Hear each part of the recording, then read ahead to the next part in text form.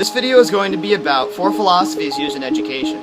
To explain these philosophies, I'm going to be using the platform of Minecraft. Let's define that a little bit first. Minecraft is an absolute golden goose game that came out in 2011. That sold millions of copies, and for good reason too. I mean, you have to imagine, it's basically an infinite box of Legos. So naturally I thought, what better than to use Minecraft to do a really fun YouTube video project.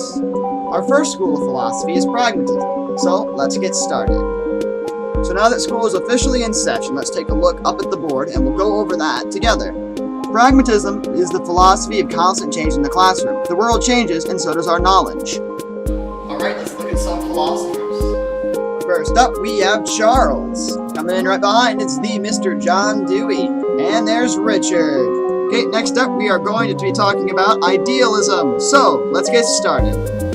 Alright, I guess now it's time to look at the board and we will figure out what is going on with idealism. Idealism teaches that ideas are the ultimate form of knowledge and the physical world is actually just a misrepresentation. Let's take a look at some of the philosophers. First up, we got Jane Roland Martin.